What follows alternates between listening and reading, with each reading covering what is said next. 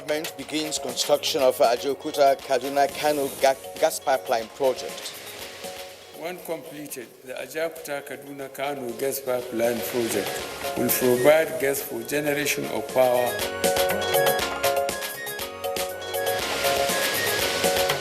National Assembly leaders meet presidency over proposed increase in electricity tariff. The increase in electricity tariff in Nigeria is untimely, and we believe that we need to do more work.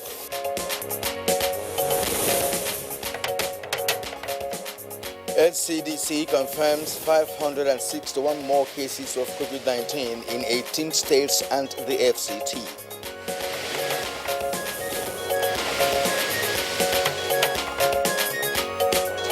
And on Good Morning Nigeria today, we shall discuss drug abuse, knowledge, and care.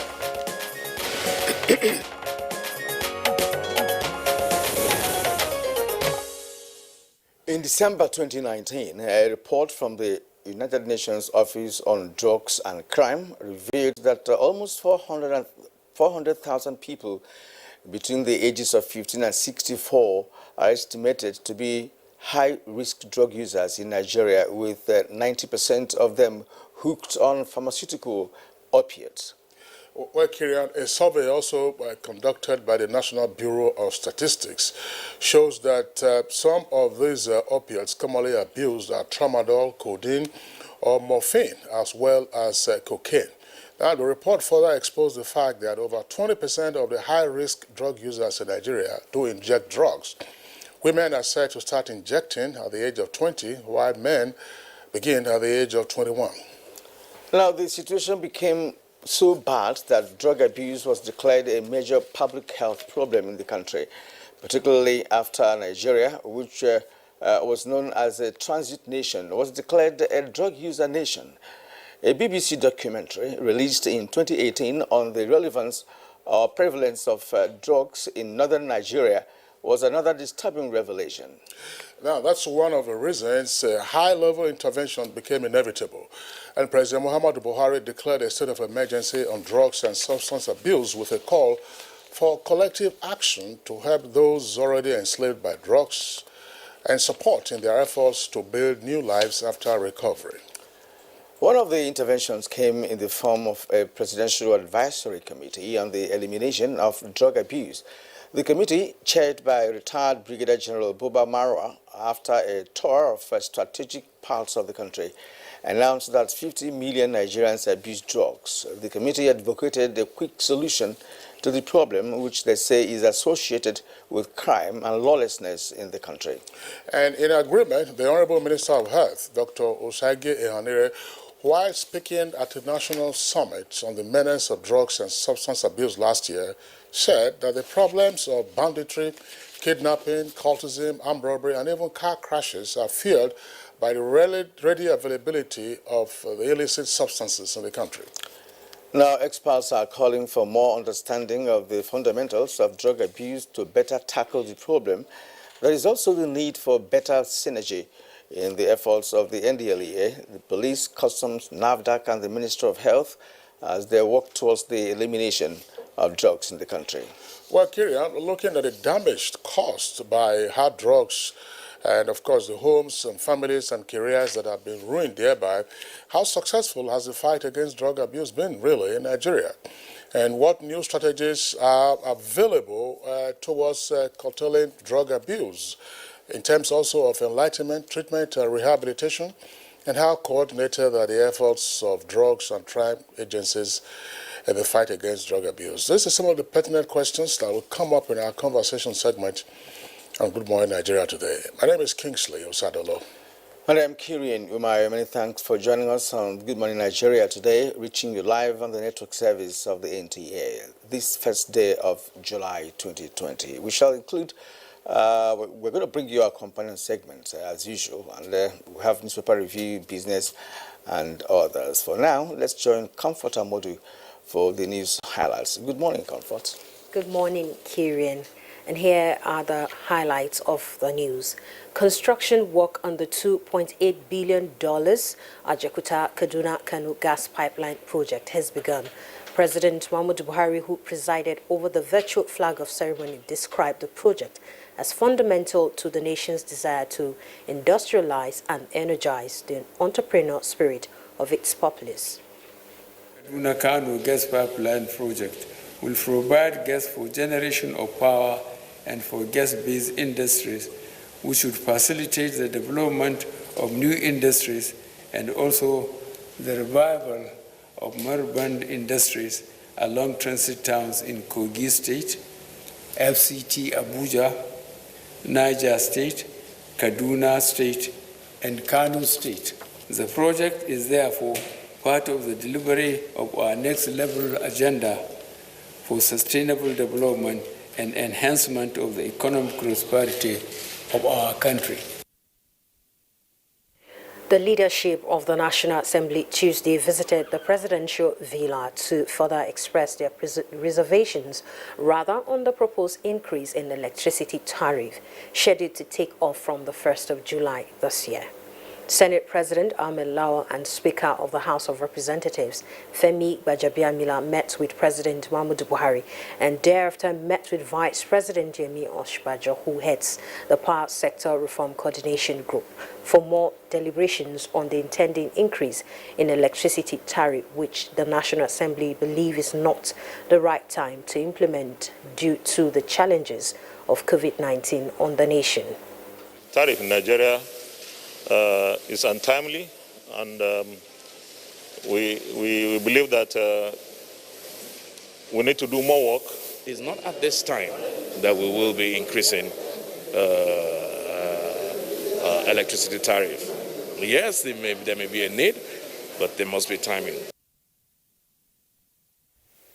Meanwhile, President Muhammadu Buhari has expressed formal appreciation to the Presidential Economic Advisory Council for its outstanding support and guidance to his administration.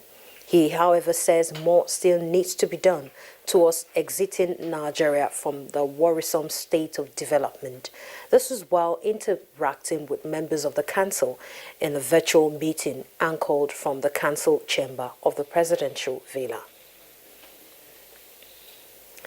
The National Assembly Joint Committee on Labour met with Minister of State for Labour Festus Keyamo and the Director General of the National Directorate of Employment over federal government's plan to recruit 774,000 persons from all the local governments in the country.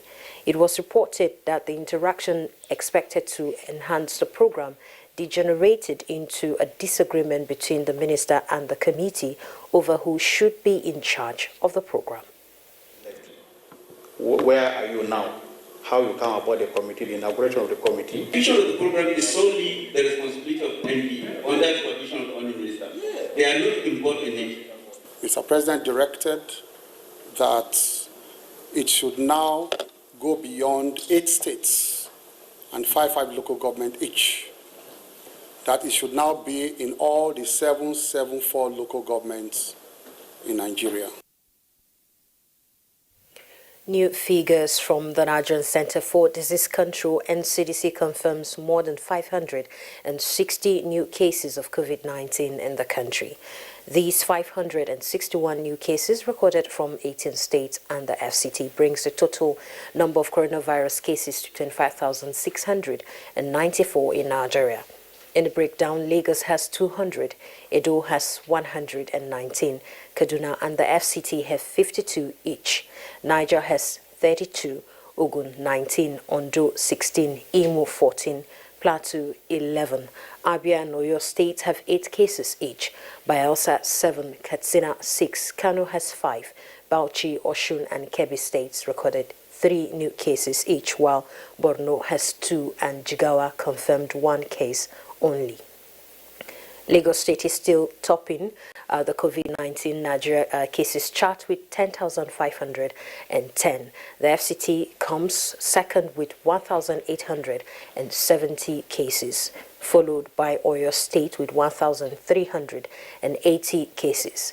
9,746 recorded patients recovered patients rather have been discharged with 590 deaths so far. Ondo State Governor Oluwa Rotimi Akeredolu has tested positive for COVID-19 and reportedly gone into self-isolation. The governor, while addressing the public, says he got a confirmation of a positive result for COVID-19. The governor noted that he is asymptomatic and is not displaying any symptoms. He assured the public that he is currently undergoing a supervised home management of the virus administered by the team of the Infectious Disease Hospital. He enjoined citizens to stay safe and be well. My colleagues called on me. I spoke with one of them who felt that, look, malaria should not be just treated lightly, but that I should go ahead and have a test for COVID-19. And I tested positive, but I am asymptomatic. And in other stories, INEC has acknowledged the receipt of 14 candidates and running mates for the Edo governorship election, while the credentials and other details of the candidates will be published on the 6th of July. Our provisional list, however, show that 13 males and a female from 14 political parties have been submitted at the end of the online submission exercise on the 29th of June. Out of the 14 candidates, incumbent Edo State Governor Godwin Obaseki and the Deputy Philip Shaibu are to fly the PDP flag, while Osagi Ize-Iyamu is the governorship candidate of the APC and Audu Abudu Ganiyu is the running mate of Ize-Iyamu. The only female, Ago Tracy, is the candidate of the NNPP, while Eno Basobo is the running mate.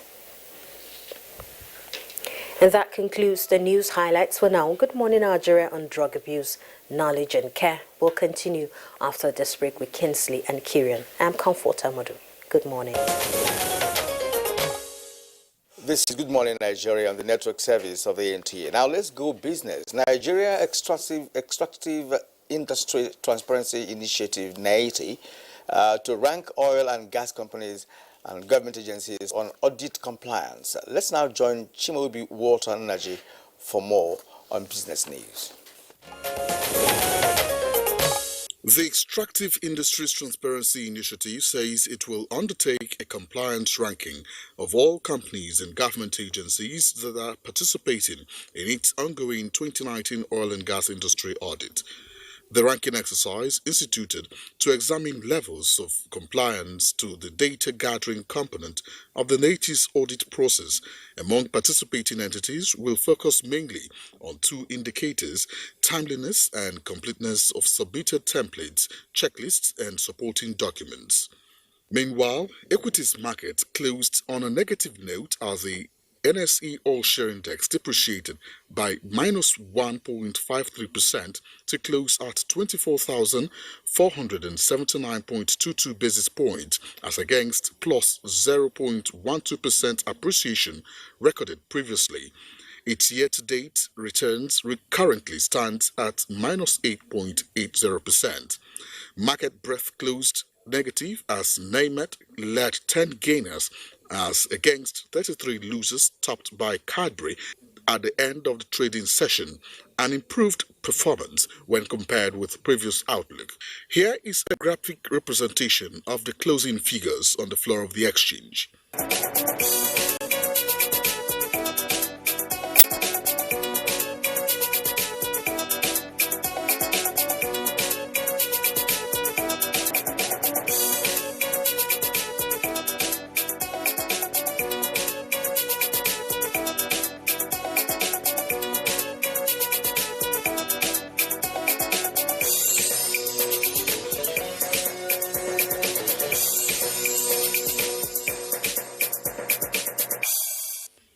With business news, I'm Chimobi Walter Naji. Many thanks, Chimobi, for the business package. Next for us is newspaper review.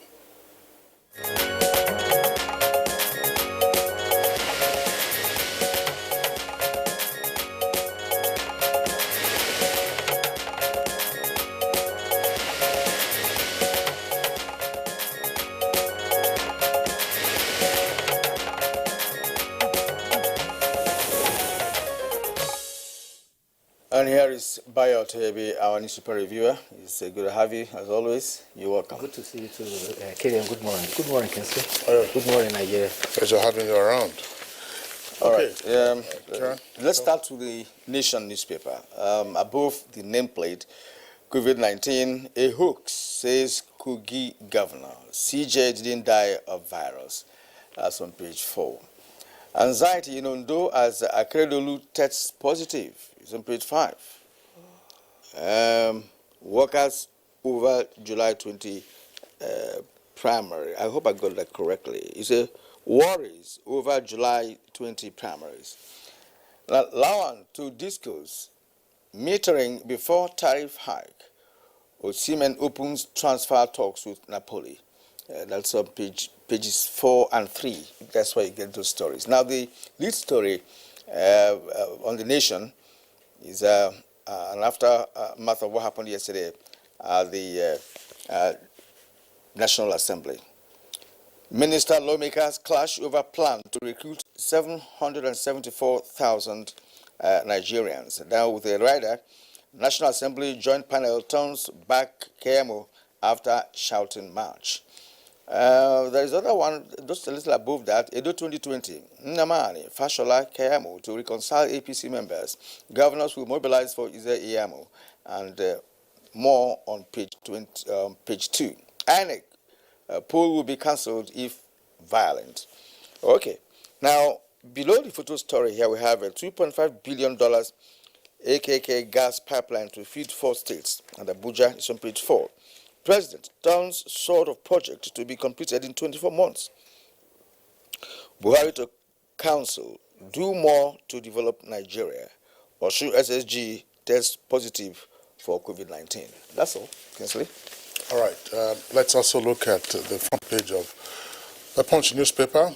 Above the nameplate, you have the following headlines. Chinese bank and Sinosure to fund $2.6 billion Ajaokuta Kaduna pipeline project. Details on page 19. Akeredolu tests positive. Cabinet members and monarchs self-isolate. That's page 2. National Assembly and Discos ask federal government to subsidize power consumption. Wadume, family of slain cops, sues federal government and killer captain this week. That's on page 7. And your list story says NMA, NUT knock federal government over order to reopen schools. With the rider, we can't resume. We don't want to die. Teachers tell federal government. And then other headlines there. Troops kill 4 Benue militia men, recover arms. 17 abducted Sokoto indigents regain freedom. And 10 killed as herdsmen and Fulani farmers clash in Bauchi. Below the photograph says Mohammed promises to complete 11 billion naira Bauchi road projects. ICPC declares ex-official wanted for bribery. And explosives are buried in 7 Yobe towns. That's attributed to the police. Plateau Assembly suspends 2 local government bosses for disobedience. And Bauchi vigilantes torture undergraduates to death over mother's theft allegation. Health workers meet federal government today, threatened strike over hazard allowance. It's page 7. Bio. Well, let's start with the development yesterday about the Ajaokuta Kaduna Kano pipeline. The president flagged off the project virtually yesterday. After that, Governor Yahya Bello flagged it off at Ajaokuta, while Governor Nasir El-Rufai flagged it off at Rigachuku in Kaduna State. President Muhammadu Buhari asserted that this is a promise to the nation to expand critical infrastructure. The gas expansion is for is 3 folds. There is the Escravor to Lagos pipeline system, the Obiafo and Obiricom OB3, and now we're going to have the Ajaokuta Kaduna Kano, which is for a distance of about 614 kilometers. The first phase is to cover 303 kilometers and is to cost about 2.592 billion naira. He said it is a trans-Nigeria gas pipeline network that will integrate northern states with Niger Delta, the eastern as well as western state of the country. That was the GMD of the NNPC. Meanwhile, It's no news that Governor Rotimi Akeredolu has tested positive to COVID-19. This is to exemplify that COVID-19 is no respecter of persons. He treated malaria and later on found out that he is positive to COVID-19. He is to go in isolation. Meanwhile, he's the 5th governor to have so tested positive. Yesterday, we have 561 cases, and these were registered in 19 states of the Federation. Total so far, 25,694. There were 17 deaths yesterday, bringing fatalities in our nation to 590. Meanwhile, as part of the plan to tackle COVID-19 head-on, the Presidential Task Force has indicated that there is going to be a precision lockdown for 18 local government areas that are responsible for 60% of COVID-19 cases. This has been identified by the Daily Trust.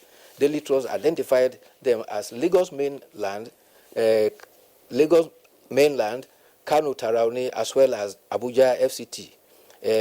In their report, they identified mainland, which has about so far 1,274 cases, followed by Mushin 458, and others are FCT 536 cases, Tarauni Kano 248, then you have Nasarawa local government in Kano, not in Nasarawa state, 152 cases. The other concerned states are also Katsina local government, Maiduguri local government, Duse local government, Oredo and Ododo in Ondo state, as well as Bauchi local government. The intention is to do a precision lockdown so that it can be tackled from community spreading. And we hope that other states will also take such positive actions, in areas that have discovered to be, COVID endemic, yes, in the localities. That will account for the balance of the 40%, yes. Exactly. Bayo, let me take you to the incident of yesterday. Yes. The minister, lawmakers clash over plan to recruit 774. From what the minister, that's a Kiamo, told Nigerians, he said, look, there's not going to be any kind of meeting behind closed doors. That he would prefer to have the press, cover all discussions or conversations arising from the plan, which is of course an executive plan, right? And one wonders why the members of National Assembly had to kick against that, and in fact asking him to leave, because they wanted a situation where part of the conversation will be done when the press was present. Then perhaps along the line the press should leave before the conversation is concluded. So what gave rise to that kind of... Well, the Honorable Minister of State was giving a briefing about the committees that will be involved in that employment. That is 1,000 people to be employed in the 774 local government area. That is 774,000 workers. And he said specifically that a committee has been set up, committee of 20, Christian Association of Nigeria, Supreme Council of Islamic Affairs, National Union of Road Transport Workers, Academic Staff Union, Women's Association, Traditional Rulers, non-governmental organizations, youth organizations, and CSOs. Then members interjected that, where are members of the National Assembly? Then further, he went on to explain that there are 20 members of this committee. But when the Director General of NDE came, he said there are only 5 members of the committee. So there was disparity between the committee, and the members of the National Assembly, the committee, alleged that the ministry is trying to hijack the 52 billion project from the NDE. This was the point of the contention. And at that point in time, the minister was trying to interject. Then they said, okay, let's go into closed-door session to resolve this. They said, you can't accuse me of hijacking the 52 billion project in the public, and then we go into closed session to come and explain that. That was the point of the disagreement. And in the heated debate, naturally heated debate, members of the committee also said, if that is the case, we put a halt on the project. It has to be pointed out. The role of the National Assembly is appropriation. When you appropriate the project, it is left for the executive to carry out what is called the execution. Mm-hmm. If you are a member of a committee that is to carry out a project, how do you do oversight? Can you appropriate, be part of the committee, and also be part of the implementation and then oversight? So these are the contradictions that need to be resolved. But everybody is working for the well-being of the nation. We need to control our temper. It's natural. When you feel to understand one another, your tempers will rise. But we need to always make sure that when the two elephants fight, it is the grass that suffers. Now they are threatening that they will halt the project. I don't think after appropriation, the National Assembly has the prerogative to cancel the execution of a project. Well, gentlemen, there are a number of very important points that you both have raised this morning on this issue. One, of course, legislative procedure and practice, even at committee stage. And then, more importantly, is legislative boundaries, which is the last point that Bayo was talking about. It is part of the procedure of the National Assembly to have what they refer to as executive sessions. And mostly that is in plenary. And so such executive sessions are held in camera. But there are justifiable reasons for doing that. When you're going to executive session, they clear the gallery. That's the public and the press gallery. But in the instance of what happened yesterday, the learned senior advocate, who is Honorable Minister of State, said, look, an allegation has been made against me in the presence of the media. Now, I want to respond. You are saying, look, clear the deck so that, we have, an off-camera conversation on this matter. I thought that they should have, assuming, there were no other contentious matters that they needed to discuss, in camera, they should have allowed them to respond to that particular thing. And how do you then make the statement that a ministry which supervises an agency is hijacking a project from the particular agency? NDE is a parastatal of the Federal Ministry of Labour and Employment. Exactly. And what is even the business of the legislators in interfering in an executive arrangement? What you have already specified, what their rules should be. Yes. Whether they're exceeding their bounds with respect to what Kemo has told Nigerians yesterday. And he stood on that to say, look, you have your responsibility, we have ours. Allow us to do the execution. Then you may have to investigate if you wish to do that. Precisely. And whatever you find out, you tell Nigerians. The gentleman, part of probably what we have not come to terms with fully, issues also relating to legislative boundaries. Look at the three arms of government. Law courts, for instance, are very reluctant to make orders that will not be obeyed, or that orders that are in futility. The same way, the legislature is advised, or should also advise itself, to refrain from passing resolutions that will be observed more in the breach. What happened yesterday, after Festus Keyamo, the Honorable Minister of State, left the National Assembly, the lawmakers, such as the committee, the joint committee of the Senate and the House, said they were stopping the project. Then Festus Keyamo issued a statement directing the committees at the state level that are already been constituted to proceed with those projects, saying that he was acting on behalf of the president, which is correct, and that the National Assembly cannot now purport to override the presidential directive on the continuation of that particular program. So if the committees continue with their work, what will be the response of the National Assembly? No, so you don't give orders that... even in this instance, it wasn't either the Senate or the House of Rep in plenary. It was a joint committee that was seeing the Minister of Labour to inquire about this project. Okay. And what I think is that for the benefit of the nation, I think all should sheath their sword so that the project can go ahead. To go on, addressing gap plan in affordable housing needs is the editorial for today, Bayo. Yes. Addressing the gap in affordable housing needs. Well, the editorial is from the pilot, and it is also happened on the fact that there is deficit in housing, particularly people in the low income bracket. There's scarcity of housing for them. However, there's always a figure that is quoted, that there's a deficit of housing up to 17 million.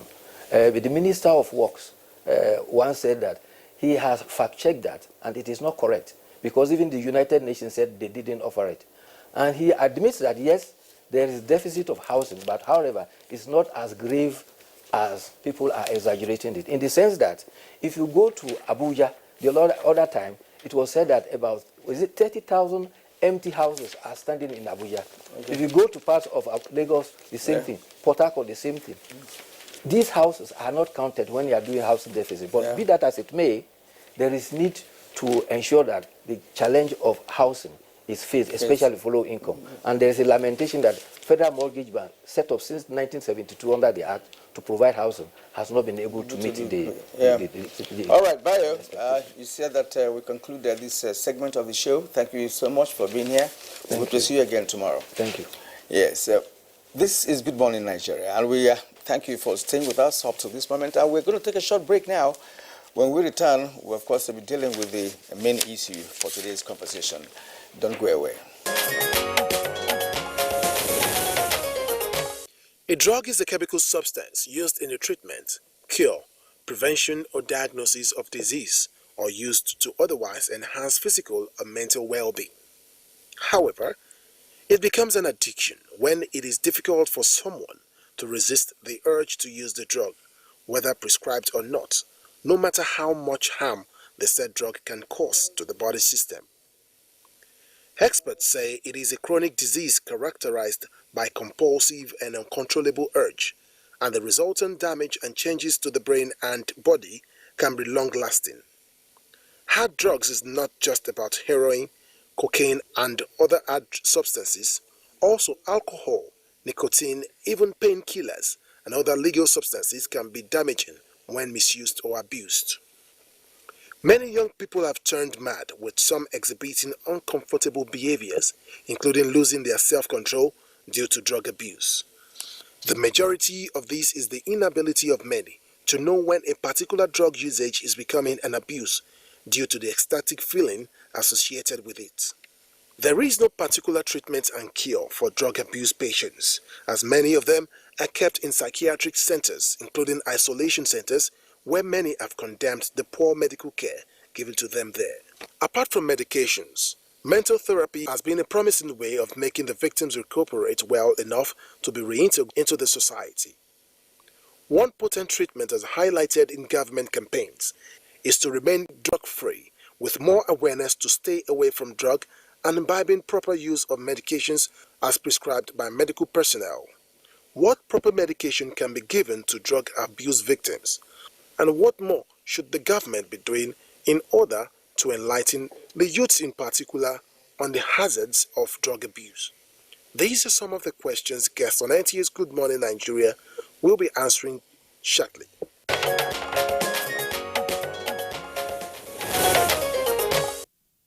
Well, thank you so much, Oyemi Ajayi, for that report. When I go ahead to introduce our guests, starting with Colonel Muhammad Mustafa Abdallah, retired. He's the Chairman and Chief Executive Officer, National Drug Law Enforcement Agency, NDLEA. So thank you for honoring our invitation. Thank you for having me. And joining us also on Good Morning Nigeria today, and seated with us right here in the studio is Dr. Hope Omeza. Hope Omeza is the National Coordinator, Vanguard Against Drug Abuse. You're also welcome to Good Morning Nigeria. Good morning, sir. Good morning, Nigeria. All right, and then joining us from our Enugu Network Center, we'd like to welcome Professor Michael Ezenwa. He's a professor of clinical psychology at Nnamdi Azikiwe University in Awka, and is also a national executive member and the Southeast Zonal Coordinator of the International Society of Substance Use Prevention and Treatment Professionals, Nigeria chapter. Professor Ezenwa, pleasure to have you with us on the program this morning. Pleasure to have you with us on the program this morning. And welcome our viewers and listeners. Joining us via Skype from Lagos, would like to welcome Oliver Stope, his country representative of the United Nations Office for Drugs and Crime, UNODC. Thank you very much for being with us this morning, Oliver. Good morning, sir. It's a pleasure being with you. Good morning, Colonel Mustafa. All right, gentlemen. It's a pleasure, really, to have you this morning on this very important topic for conversation on Good Morning Nigeria today.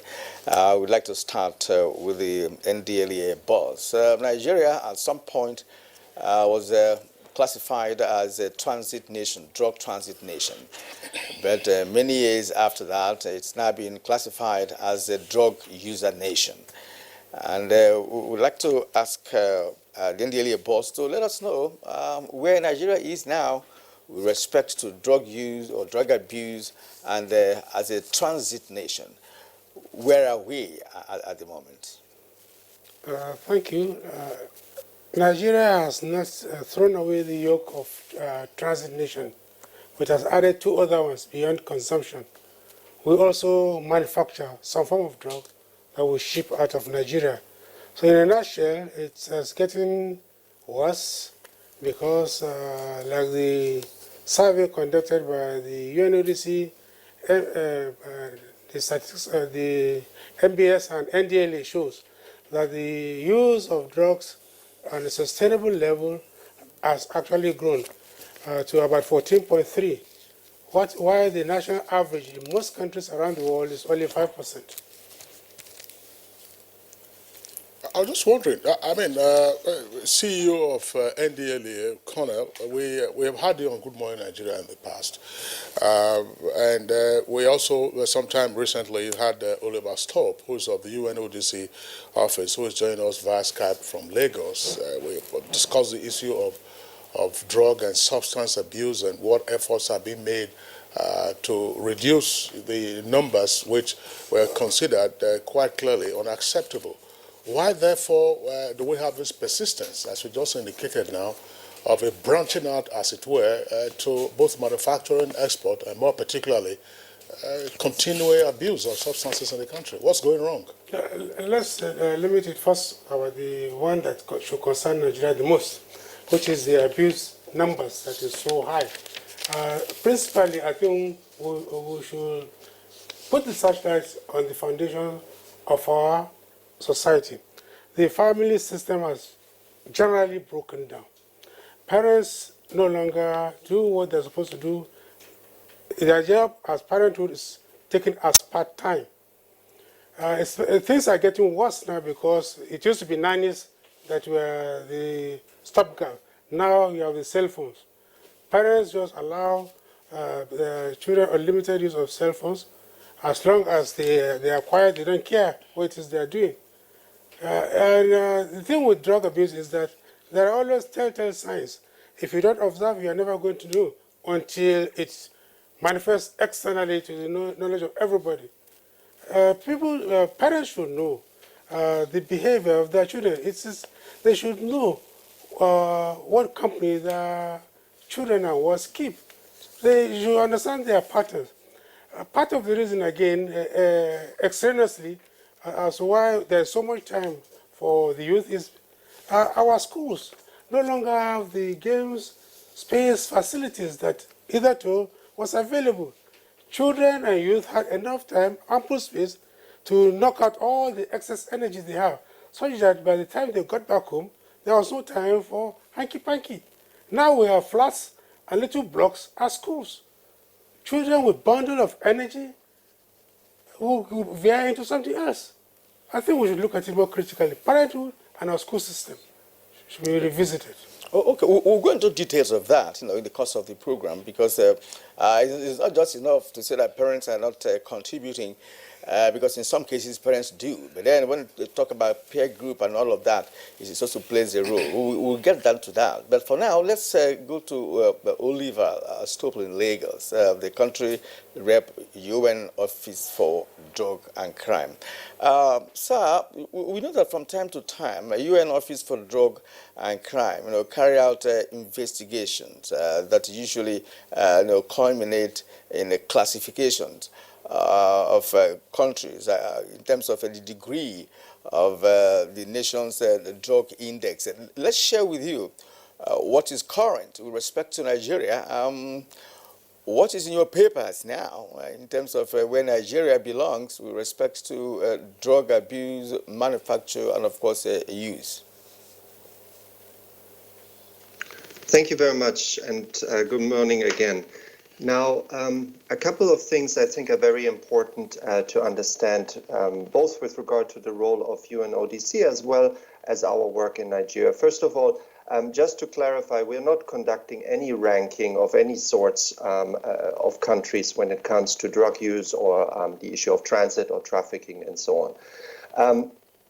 But we do have a World Drug Report that is being issued every year. Coincidentally, or not so coincidentally, it was issued just now as we were commemorating the World Drug Day on 26th of June. And that quite clearly showed that globally speaking, drug use is on the increase. So whatever trend we are observing in Nigeria is not unique to the country, but a reflection of a general trend that we're observing worldwide. Now, it is true that the numbers in Nigeria are indeed preoccupying. They are higher than the global average. Colonel Abdallah just mentioned that. And we have some initial indications that matters may indeed actually get worse. I'm referring here to a very recent poll that we conducted, that is UNODC jointly with UNICEF, among roughly 90,000 youth in Nigeria, and about half of them felt that in particular, as a result of the developments that we've been seeing in the connection of COVID-19, government lockdowns, restrictions, closing of schools, increase of unemployment, and so on, there seems also to be, at least in the opinion of those 90,000 youth across the whole of Nigeria, an increase in drug use. So things are not looking necessarily very good, neither at the global level, where we have been seeing a consistent increase over the past 10 years in terms of the percentage and overall numbers of people using drugs, as well as in Nigeria specifically. All right, Oliver, stop. Thank you very much there for your opening comments. We'll return to you later on. Let's go over now to our Enugu Network Center, where we earlier introduced Professor Michael Ezenwa. Professor Michael Ezenwa, on the face of it, Nigeria appears to be losing the battle against drug and substance abuse. Why is this so? Well, thank you very much. It might be difficult to say exactly this factor because there are many factors. The first is, like one of us already said, the family factor, parents' role in terms of supervision is on steady decline. And then the influence of media, they talked about use of phone among children, even underage children, and this is not controlled or supervised. But more importantly, the young people, if you look at the statistics that was referred to, the actual participants in the study were people between 15 and 64 years, very active population. So there is the influence of young people among themselves in terms of peer group influence. So I also feel that a good number of the measures that we have introduced as a country, they have not been very effective. Some of them have not been very effective. For instance, I listened to some people who go to schools and other public places to make campaigns, to prevent drug use. You see, we need evidence-based approaches in handling drug issues. Unfortunately, many people who have been in this business have not approached it through this evidence-based approach. Now, the example I try to give, if you want to speak to people about the dangers of using drug, say in a secondary school, some of the people there already may be using. Some may be at the periphery, deciding whether to use or otherwise. Some may not even contemplate it. Now, if you go there and tell them about dangers of drugs and mention many types of drugs, for some people, it will be opening a vista, and the tendency may be, particularly for non-users, some of them may want to try. And so you see, that's an illustration of what I mean by not using evidence-based approach, because these three segments I mentioned require three different type of information. Those who are not using, they need their status to be reinforced. Those who are using, they need to be encouraged to access treatment. And those who are at the periphery, they need to be solidified to return to the position of not using. Now, the other aspect, I think, is the fact that today there is some form of criminalization of drug use. If you have somebody now found some quantity of Indian hemp, or what you call cannabis, there is arrest of the person and prosecution. But in a study we did recently on the traffic of tramadol in the southeast, we focused in Enugu, we found that many people who use tramadol, who abuse tramadol, will want to be treated, in fact, about 47%.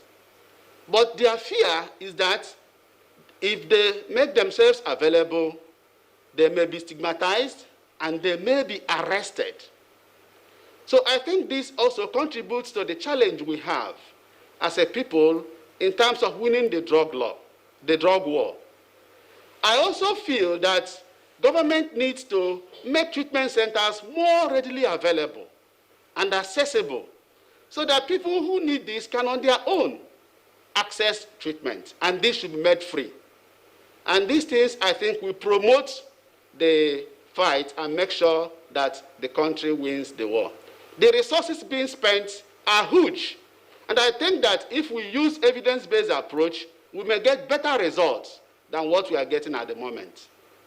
Thank you for now. All right, Prof, evidence-based approach, as you said, and you made part of your contribution look academic, when you talk about the classification of persons involved, like those in the periphery, those who are just being introduced, and those who have been in it. You give us further explanation on that for our viewers to really appreciate what you mean by those classifications.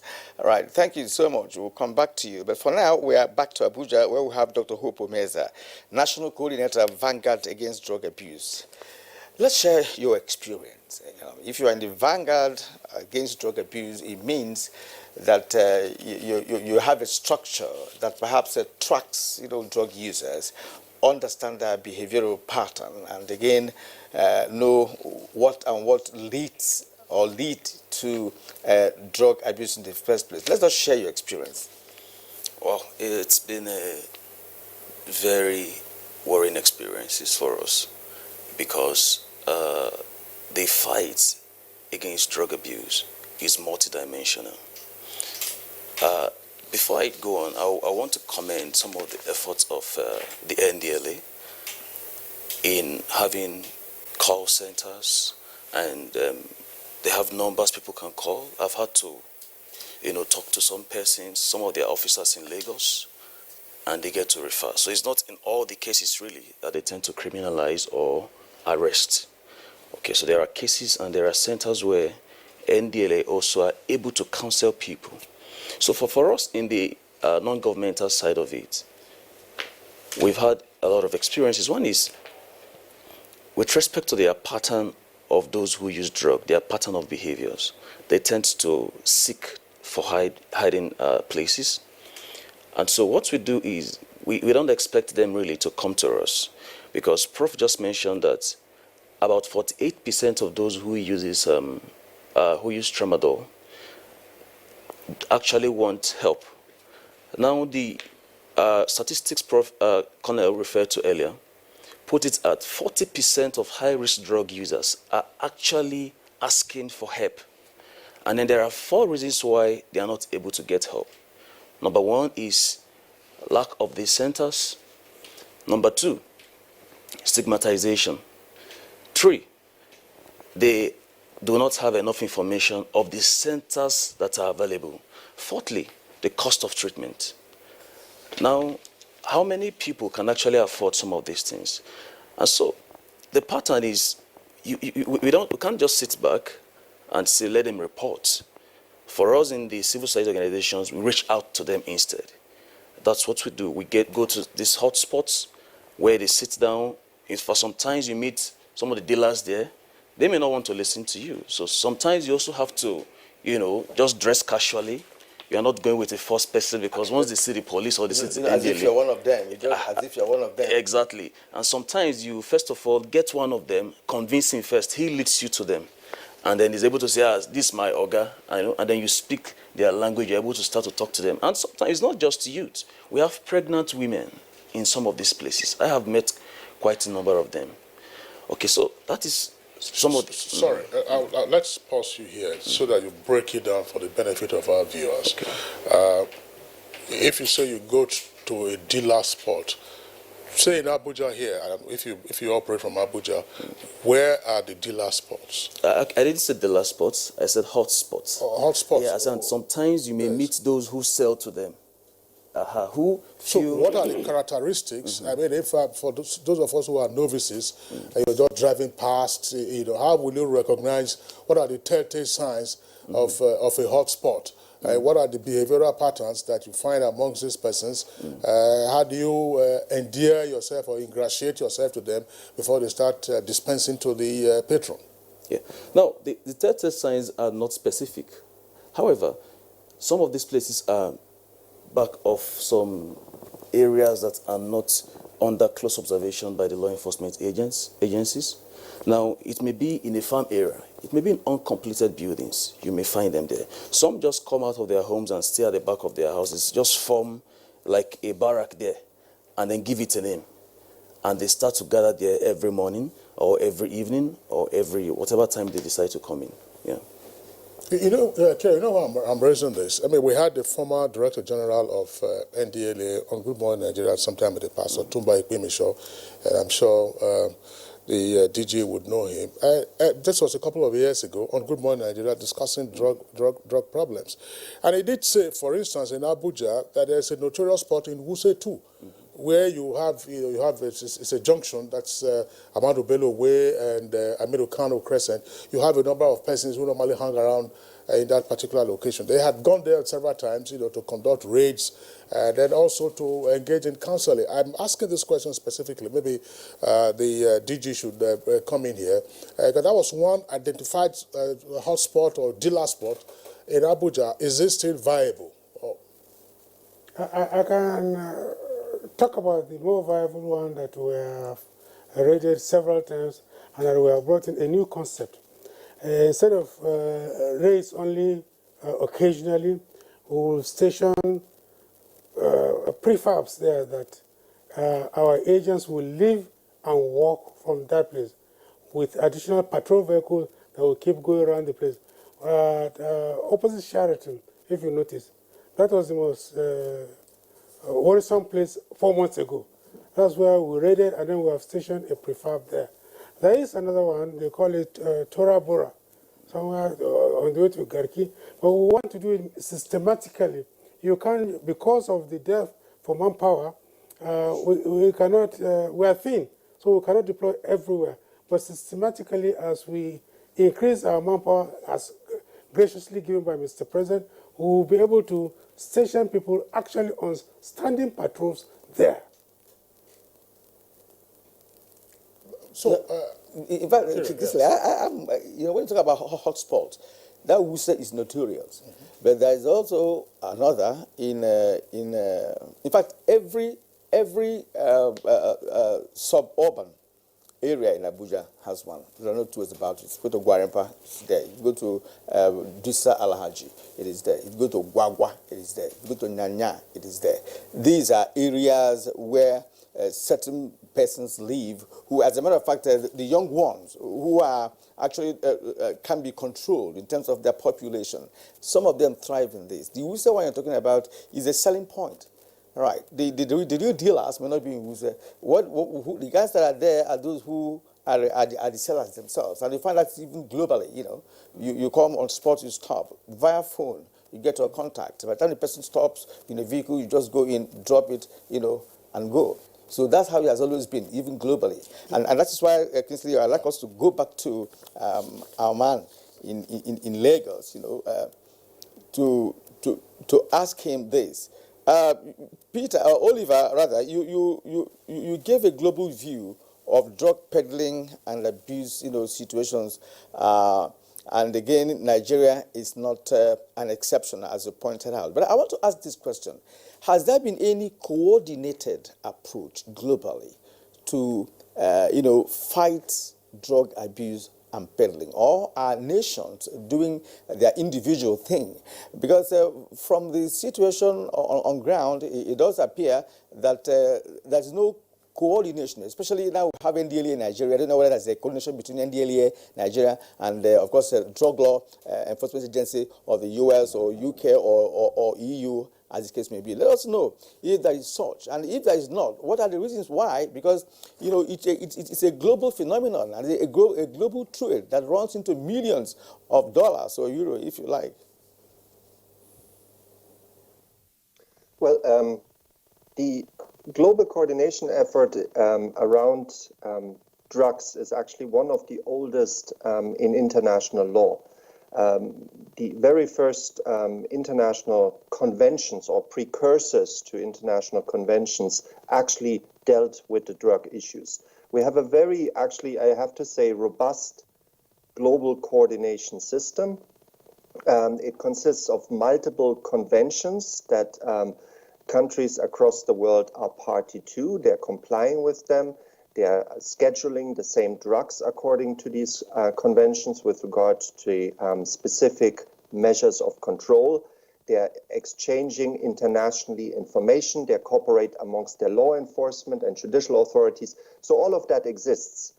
There are several bodies. There's a Commission on Narcotic Drugs. There is the International Narcotics Control Board.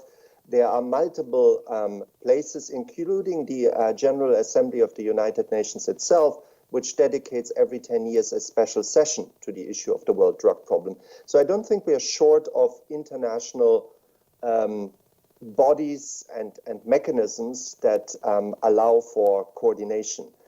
I think we need, however, to keep in mind that actually if we're looking globally at the trend, the investment, for example, into international drug control, in particular into technical assistance related around drug control, has been in constant decline over the past 10 years.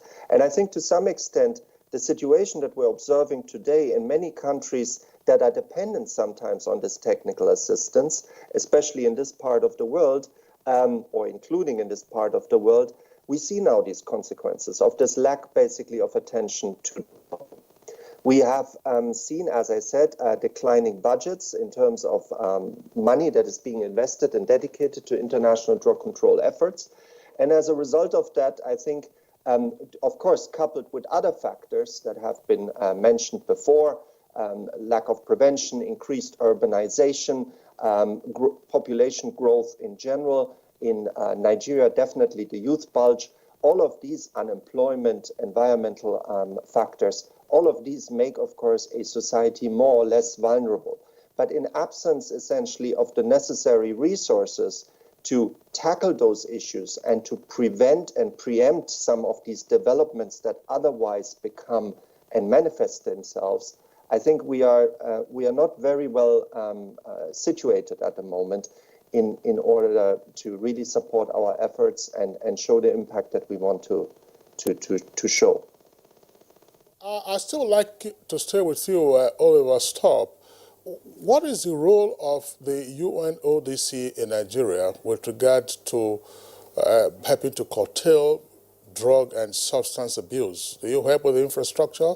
Do you help with capacity building or with funding? It's really a long list, and I don't know how many hours you have in your program, but to be very concise and short, it is since the creation of the office that we've been working in particular with NDLEA and NAFDAC, but also with a whole range of civil society organizations and academics, all of them on your program actually, on the issue of drug prevention, of drug treatment, and of drug control efforts. We've been working on the policy front very heavily. For example, there's a new national drug control master plan that has been just developed, and I think it applies in an exemplary fashion the balanced approach that we have been propagating. We've been working on the legal side. We've been actually one of the active members of the Presidential Advisory Group on the Elimination of Drug Abuse.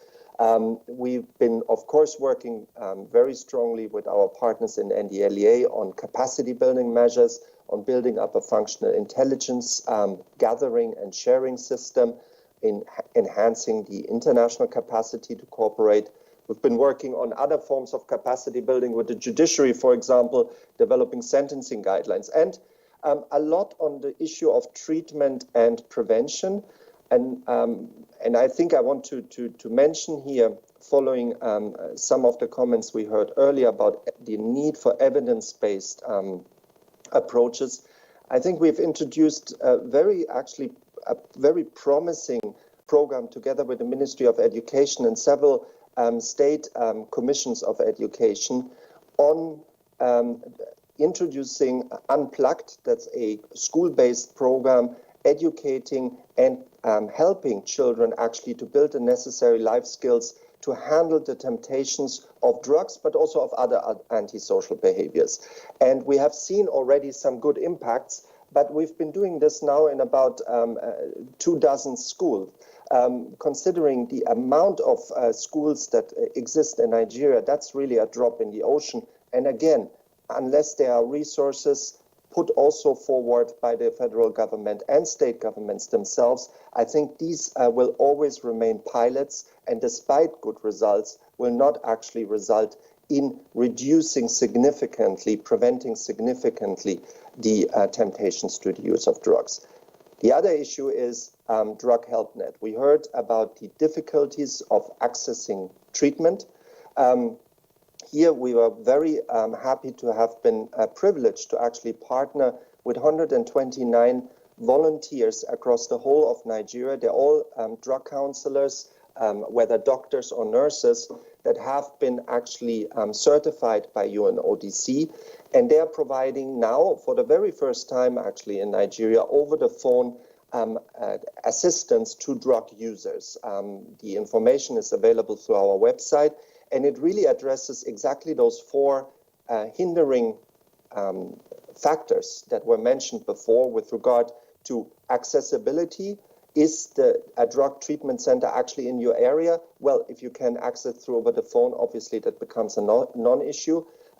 Is information available? That is where we struggle, but programs like this give us an opportunity to promote the existence of Drug Help Net. It's free of cost. I think that is absolutely critical.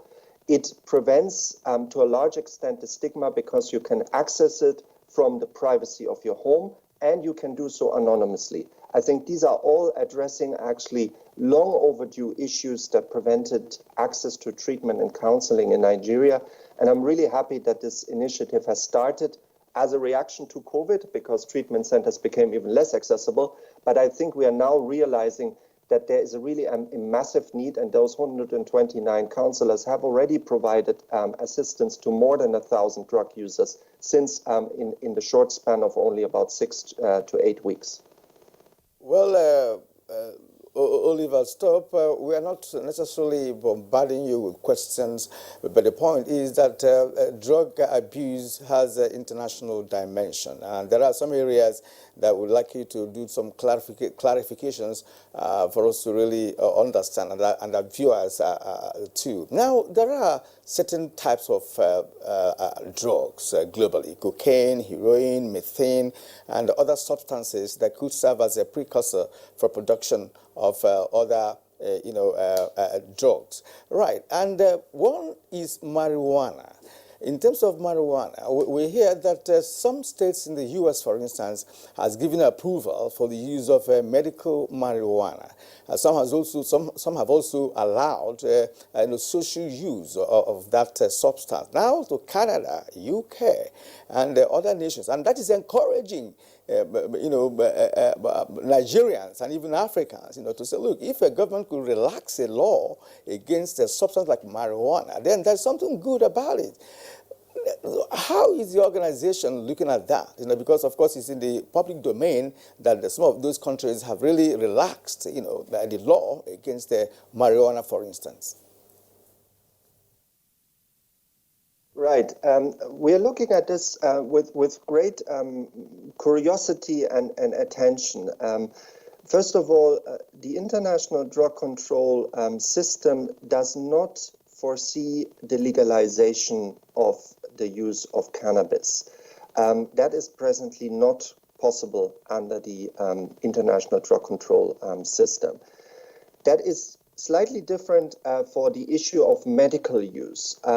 There, I think there are different schools of thoughts of the medical value of cannabis, but it is definitely a possibility to make exemptions for medical use.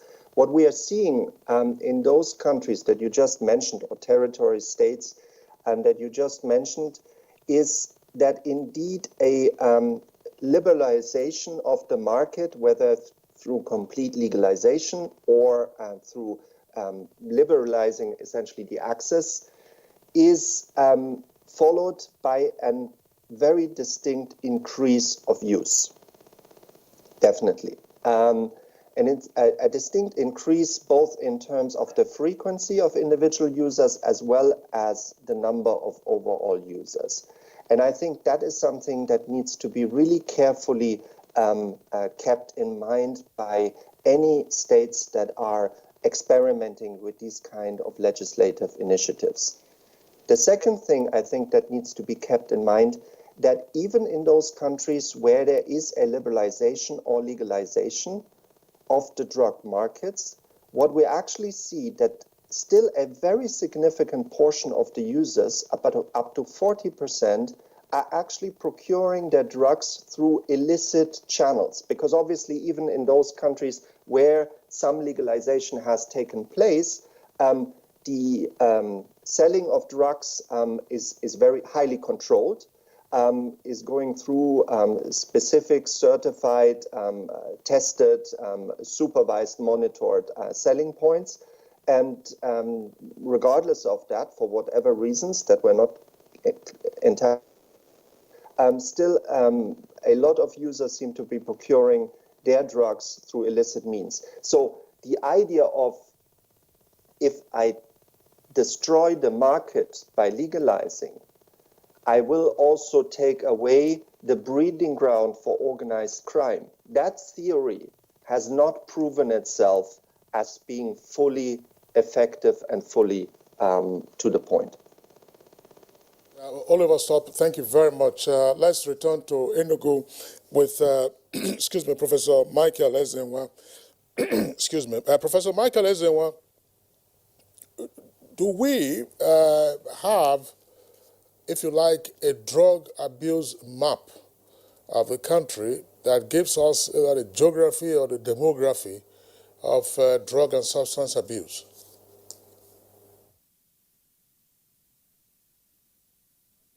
Clearly. Well, let me repeat my question. I said, do we, I'm talking about either through studies or through the appropriate institutions, have a map that shows at a glance, either by geography or by demography, locations where substance and drug abuse usually will be much higher or lower? Differentiation.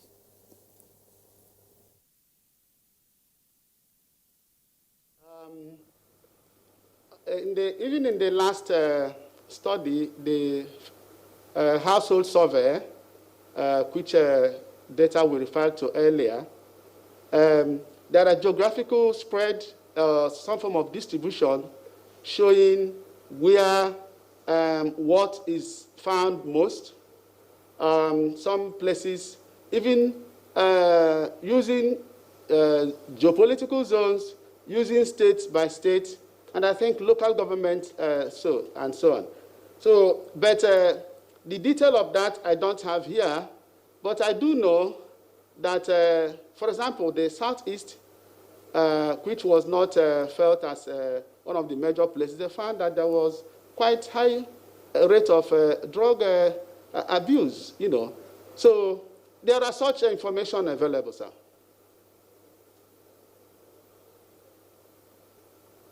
To also respond to that question, I mean, do we know? Because Dr. Meza was saying something about some locations where you find pregnant women walking into. We had heard in the past, about some parts of the country where women, on account of marital pressures, are also heavy patrons of this. So what is the map showing now, whether in terms of prevalence in certain parts of the country or among certain age groups or certain classes of persons? Before I get to that, I'd like to comment on two other issues that Mr. Oliver has spoken about. That is the issue of the liberalization of cannabis, the question you're asking. Yes. It is subject to one single convention of 1961. Efforts have been made by some countries, and I'll give you the names later on, to try to remove that one part of the convention which deals with cannabis out of it, such that it can be used for medicinal and therapeutic purposes. I can tell you categorically, and I'd like to see the study, there is no scientific evidence that shows that marijuana has any therapeutic substances. And the country, yes, let me tell you what they're hinging their argument on in order to liberalize it. There is a certain threshold of 0.2% of THC, which is the content that is that gingers the psychoactive nature. But that is in what quantity are you talking about? 0.2? Remember the codeine syrup? Yeah. Codeine syrup? Yes. One bottle is just like, okay, let's assume 0.2. Whether people are not going to stop on 0.2. By the time you take 10 of it, you are pretty much into a solid digit. So that is the danger of the cannabis. Not only is it not scientifically proven, it is not going to be feasible to legislate between the so-called one that has these properties that can be used scientifically and the ones that we grow everywhere. Let me also point out that the one that they claim has properties for therapy is not the type that we have in Nigeria. The type that we have in Nigeria has the highest content of THC because it was brought into the country after the World War II from Thailand and Myanmar. Now I've had the opportunity of visiting Thailand to see how they are moving ahead in this so-called medicinal cannabis. Thailand, by the way, is recognized as the incubator of alternative development, sustainable alternative development by the UN. That's why I went there. We met that they had imported 100 seedlings.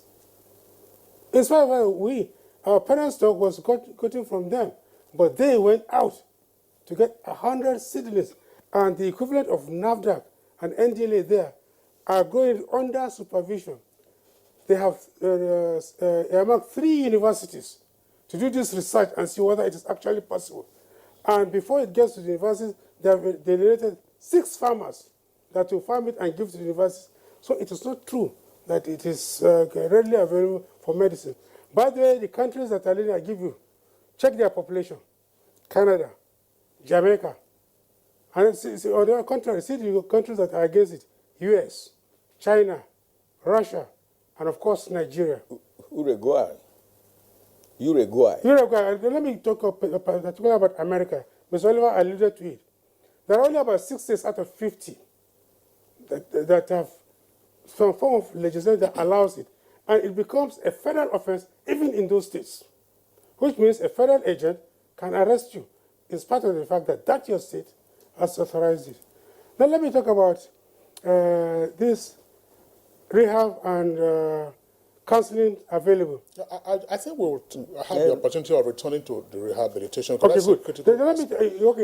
Just because the question I asked you had to do with the mapping, I was going to have a follow-up. Because of the statistics of arrests and seizures. Who are those? Yes, who are not just arrests and seizures. What do your findings show, so that if you have a clear view of where the problem lies, and then you can pinpoint your solution? I'll tell you now. Cannabis across Nigeria. Tramadol, northeast, northwest. Cocaine, southwest. Manufacture of meth, southeast. Very clearly, I can tell you, pinpoint. But who are those abusing it, and what is the incentive for the abuse by those persons? As I said before, well, I'm trying to take a historical view of this. It's not the first time we are discussing drug abuse. Yes. I mean, we've also had you on Good Morning Nigeria.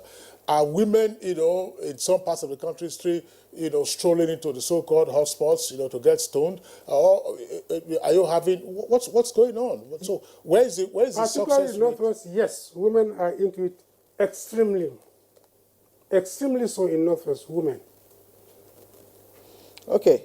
In Northeast, you must remember, always put in the front burner that it is tramadol that fuels the insurgency we have in the Northeast.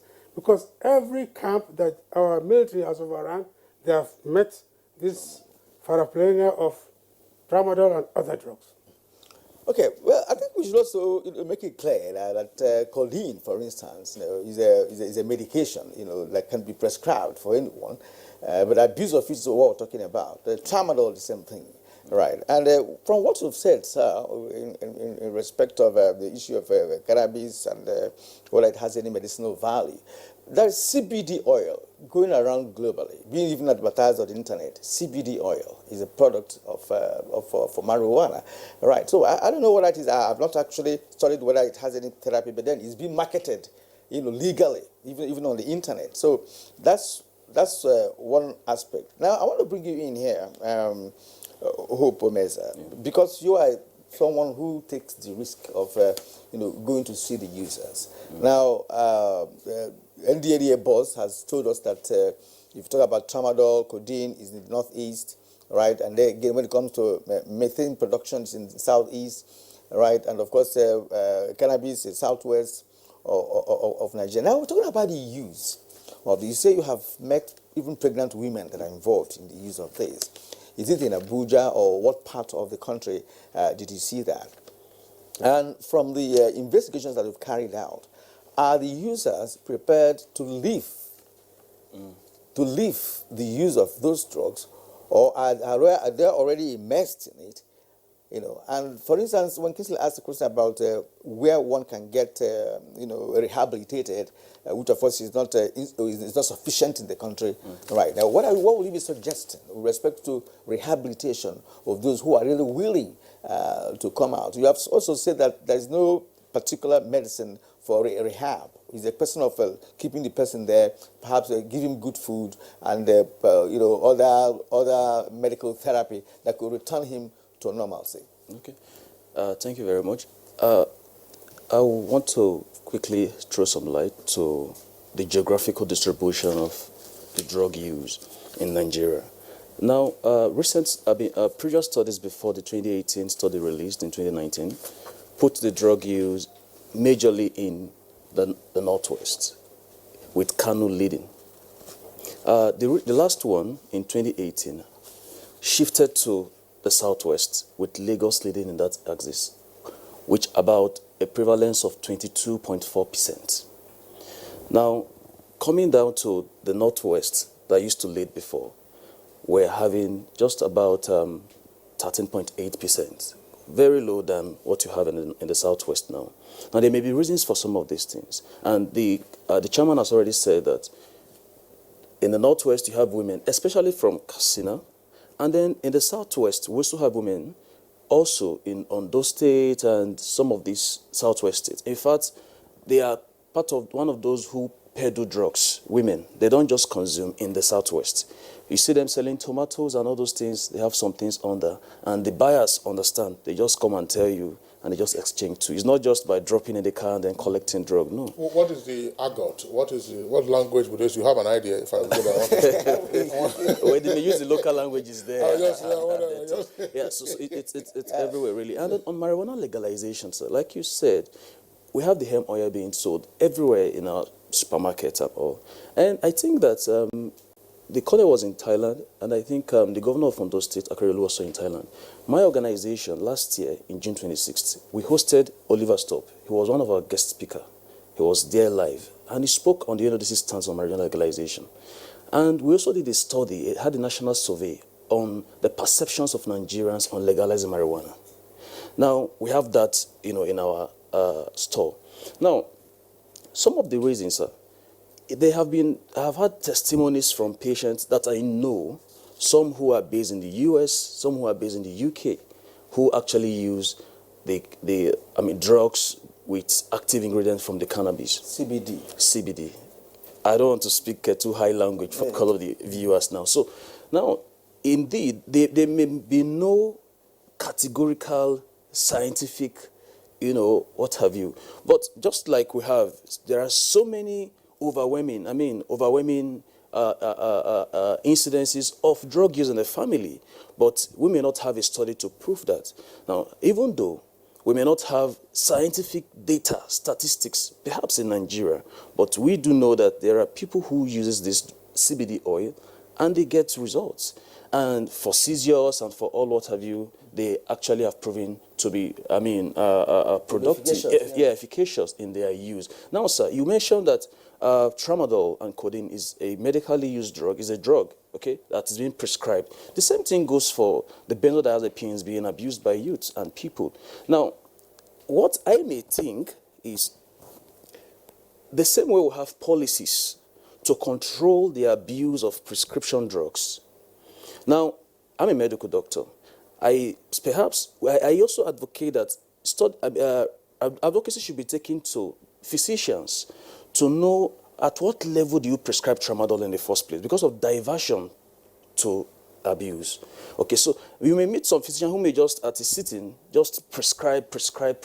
And there are some steps put in place to check this in the UK. For example, the triplicate prescription method, where if you're prescribing an opioid, you prescribe that on 3, for the control drugs really, you prescribe them on 3 prescription pads. 1 stays with the medical doctor, 2 goes with the patient.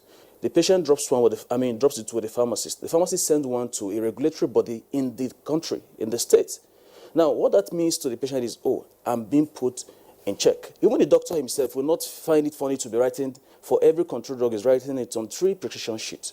That will also deter physicians and perhaps other medical practitioners from just prescribing some of these control drugs. Now, the same thing I may say for marijuana. Because if in controlling drug trafficking and supply, there's drug supply, it's also a segment on drug supply. In doing that, you also ensure that those who need it for medical purposes are not deprived of its availability. They should be available for the use of those who need them for medical purposes. If this has been proven to have been efficient in treating some medical situations. Like I mentioned, I have some patients in the UK and the US. Some had ADHD, some had severe pain, and they had from fractures, from spinal injuries, and they've been on CBD, and they are doing well, really. So I feel, sir, again, Nigeria apparently is looking at diversification of economy, and we're looking at agriculture. In that conference we hosted last year, the Minister of Agriculture was also a panel member in that conference we hosted. And they also gave their own standing on that. We feel that if we're diversifying agriculture, apart from rice, apart from other areas, perhaps if we already have CBD oil in our supermarkets, why can't we find a way to ensure that this is being produced in our country, if not for recreational purposes? I don't think that's what the Ondo State governor is saying, for recreational purposes, because he was present in our conference last year, okay, to also put his thoughts in this. It's not for recreational purposes, for medical use. It's an economic argument that the governor of Ondo State, senior advocate Rotimi Akeredolu, has been pursuing. And of course, you recall, Kieran, by the way, one of the presidential candidates in the 2019 election, Showore, also was advancing similar arguments. But certainly we will continue with other aspects of the conversation after this break. It's still Good Morning Nigeria live on 98 Network Service. Let's return to Professor Ezenwa in Enugu. Professor Ezenwa, now talking about care and treatment, what has been your experience in terms of availability of facilities, in terms of availability of qualified personnel, and more importantly, what has been the role of state governments in all of this? Thank you very much. Like I said, a lot of people who are in substance abuse have indicated interest in treatment. Many places in the country, we have treatment centers But some of these treatment centers, some of them are standalone treatment centers in the sense that some of the facilities are not enough. The manpower also not enough. And the cost of treatment also is high on the patients, on the clients. Because you also know that many people who abuse substances tend to have comorbid conditions. A good number of them have other conditions, such as hepatitis, mental health challenges, and so on and so forth. So the cost of treatment can be high on these individuals, and some of them, you may know, also have difficulties in the area of job placement. Some have lost their jobs, and of course, stigmatized, isolated by family members, and so on. So they face some challenges. And that is why we are promoting, encouraging the various state actors to look into the possibility of making treatment more readily available and affordable, underlined, affordable. Because people who use substances indeed are people, we see them as people who are sick, just like somebody who has malaria, somebody who has a typhoid fever, and so on, who requires treatment. The same way, somebody who is using substance also needs treatment. Is not seen as somebody who is irresponsible or a miscreant or any of such. No, that is when people did not understand the challenges associated with substance use. So we encourage the government to also see the possibility of liberalizing treatment so that they can benefit and become useful members of the society. In the area of manpower, we need a lot of improvement and retraining of the available personnel, because the drug issue is a changing one. The field is very dynamic. Newer methods are discovered, increasing multiple use of drugs, and so on and so forth, and this demand more evidence-based information in order to deal very well with the challenges posed by the new forms of use. So I will encourage not only the government, other stakeholders, organizations, private organizations, corporate organizations, to consider provision of services within their organizations for people with substance use disorders. They can become more useful to the organization and to the country if their needs are properly addressed, and to encourage all clinics, all hospitals to ensure that there is provision for people with substance use disorders. They can be helped just like other patients. We don't need to stigmatize them, and we don't need to isolate them or look at them with disdain. Thank you. That's from Professor Ezenwam. We have the NDLA boss. He has to also talk to us on some of the issues that you raised. But before then, let's take the tweets that we have received from Nigerians who are making contributions to the conversation. First, Isa Aliyu Baba. He's from Bauchi, according to he wants us to mention that. Good morning, guests and the presenters. Eradicating drug abuse can be achieved easily if the drug enforcement agencies will do their work as promised when taking oath. If not, we should forget about it. Now, Nandom Wuyep tweets, the most effective way to prevent adolescent drug abuse is to invest in the youth and keep them interested and creatively involved in life. Government, the private sector, and religious organizations should increase and sustain funding for skills-building programs. Now, let's have Yunus Idris. You can't eradicate drug abuse without tracking the traffickers of the drug, and the drug abuse can only be eradicated, minimized by enforcing severe punishments to the traffickers, like the death sentence and life imprisonment that depends on the quantities. May God save our youth. The late Jack Solomon, embedding prevention, treatment, and recovery services into the larger healthcare system will increase access to care, improve quality of services, and produce improved outcomes for countless Nigerians. Also, access to recovery support services can help former substance users achieve and sustain long-term wellness. Let me return to Mike Kanyako here. I said drug abuse had been on the increase in Nigeria for the past years. More worrisome is that it cuts across ages, especially between 20 and 60. Stamping it out may be very difficult, but it can be drastically reduced to the barest minimum if tackled holistically. Drug abuse is dangerous. Akeju Olagbaju, it is simple to narrow drug abuse to the youth. Now, understand what drugs are being so abused and the underlying reason.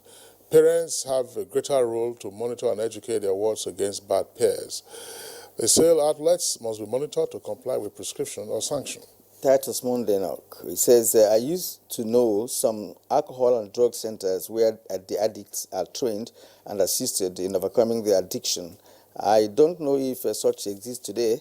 NDLEA can partner with these centers because sometimes being an addict doesn't criminalize some individuals. But you didn't tell us those ones you used to know, because that would have been of a great assistance to the NDLEA boss to start tracking or tracing them, to know that he can still find them if they are still in existence. All right, and now Ayuk, more creative programs on the abuse of drugs, as well as introducing a new subject in our primary, secondary, and university courses to help build and prevent our youth and general society from drug abuse. These are important, plus punishment for offenders.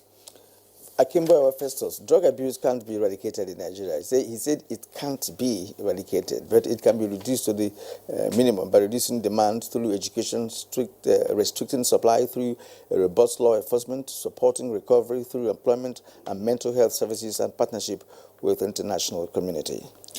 Joseph, that's the Twitter handle. I'm worried about the increase in this problem. After all, these persons, like to say drug abusers and their families, go to church and mosque. Whom are they serving? It's not the responsibility of government alone, but religious leaders and parents have a greater role to play too. Right, NDLEA boss. I want you to let us know this. Each time we hear that NDLEA has nabbed drug peddlers or drug users, it's always the cannabis. And cannabis appears to be the least of the real drugs that we're talking about. We no longer hear about cocaine, heroin, methane, and the other precursors. Why is always where we say, well, NDLEA went to one cannabis farm and they cut down clear the farm and what have you, especially in Ondo area. Next year, the same story returns. So give us an idea of what has been happening with respect to other drugs. Because I just saw on TV one of the reality shows where a Nigerian woman was really caught, with cocaine. What you see is what you get. If we tell you we have seized cannabis, we have seized cannabis. That doesn't mean we don't seize other things. Follow our reports, particularly for these other drugs, which are generally not used in Nigeria, but trying to be transshipped elsewhere. Check our airport arrests. You will not find cannabis there. And with meth specifically, from 2011 till date, we have decommissioned 16 meth labs. The one in Asaba has the capacity of production, three tons per production cycle, one of the largest you can find anywhere in the world. Now, the people went and procured trainers. The first one we decommissioned in Lagos was from Bolivia. This second set in Asabana are Mexicans to come and train the Nigerians. Now you are talking about sentencing. Somebody was advocating death penalty. Let me give you 2 examples. The first meth lab decommission in Lagos took us the better part of 6 years through the judiciary mill before it came to a determination. And guess what? At the end of 6 years, when it was decided, that judge said he had sentenced them to 6 years. Before we could say we want to appeal, they had left the country. It took us 6 years to prosecute, and the man said he had sentenced them to 6 years. Compare that to a trafficker, a lady trafficker, who got at Murtala Mohammed International Airport on her way to Saudi with a tinge of cocaine. There is a lady judge in Lagos. It took her 6 weeks to finish the case and sentence her to 25 years. See the difference? This one, people came from outside Nigeria to kill Nigerians. It took the judge 6 years to do it, and he sentenced them to 6 years. This one was going out, a very determined judge, like our act permits, gave her the maximum sentence that it should be. I think the judiciary should help us in this. Some people certainly should be given the maximum penalty, although I understand it is their prerogative to give minimum or maximum, but let us look at Nigeria more seriously. So to come back to your point more specifically, 2018, remember the seizure of tramadol at the ports. That's more than any other thing that has ever been seized in Nigeria. 800 million pills. It was more than 2/3 of the pills seized around the world. Tramadol. And they were in dosages of between 200 and 500. Not the medicinal type of 50 to 100. Obviously, you know where they were going, where they would have gone if we didn't seize them.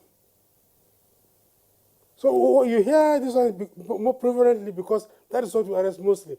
And also remember, always don't forget, it is the starting drug for other drugs, cannabis. If we can eradicate cannabis in Nigeria, it's very difficult to jump from nothingness to heroin or nothingness to cocaine. You usually go gradually. So we are determined we will eradicate cannabis. Like you mentioned, Ondo, almost daily, we clear the hectares. It won't get to the market. Within this COVID, we seized 3,000 tons in Lokoja, 2,900 tons in Benue, all on their way to Kano, cannabis. So you see, you're mentioning Kano again, and Omeza also talked about the shift in terms of the percentages. I mean, Kano used to be high northwest, represented by Kano, and then back now to the southwest. A couple of years ago, there was the very alarming story of the abuse of codeine syrup in Kano. Some 2 million bottles were reported to be consumed on a daily basis. The Ministry of Health, of course, had to also step in to ensure that there were pharmaceutical interventions in that regard. What else has worked or is working in terms of crashing the numbers of drug abuse in Kano, assuming you are making any success? Yes, we are. You immediately get to know if the prices go high. A bottle of cough syrup used to be like 200, 300. If you get it now in Kano, it's about 5,000. That shows you. NAFDAC decriminalized it. So once it did that, it has done its job. It is left for NDLA now to make the arrests and seizures. And we'll keep doing it. You can see the convergence from where we will make decisions, all going towards Kano.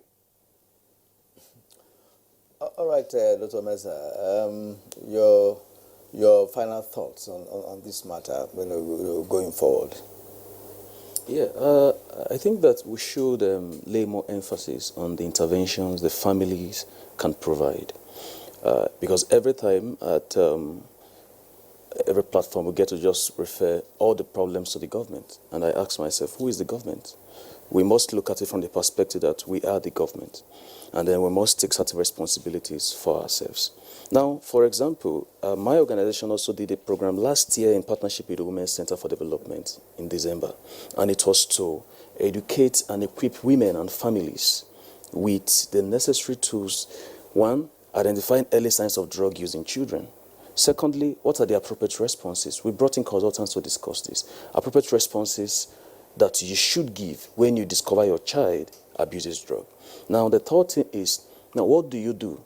Now, we look at rehab center as if it's a laundry room. You just take in your clothes, they launder and bring it back. No. Nobody's going to clean up your child and just return it to you. There are roles to be played by the family, even during and after rehabilitation. That is why we have more cases of relapse. So there are coping strategies for rehabilitated drug users that families must help to enforce and, of course, aid them. Colonel, earlier you were going to talk about the adequacy of rehabilitation and treatment in the country. And I would like you to also, in response to that, talk about what roles the local governments and state governments are playing in this. Is everything just left to the NDLA and NGOs? Let me start from your last question. There are some state governors are very much with the NDLA. They have, within their own limited resources, come to the aid of the NDLA. And I can mention the governments again. I think Anambra, Kano, Plateau, Borno, Sokoto, Katsina. There are so few, but they are the ones that have latched on to Mr. President's statement that, look, the Enabling Act is a national act, but these citizens are at least local. They're the ones that have voted for you. You have an interest to see what happens to them. You owe them that they be sane and healthy. Now, let me talk about the rehab centers they're talking about. Most of the world knows about NDLA. They think interdiction, arrest, prosecution, and conviction. But our larger part of the job is the drug demand reduction, which starts with sensitization, counseling, detoxification, rehabilitation, and reintegration into society. All that is part of the NDLA Act. Like Mr. Oliver has already alluded, we have been trained by them 200 trainers. And then out of them, we have 120 master trainers, which means we can also use them to train other people. All right, sir. Actually, we're out of time. We want to see how we can also accommodate Professor Zenwa. Professor Zenwa, in just 30 seconds, your closing thoughts, please. Very much. Let parents look into the activities of their children. Let us have more treatment centers.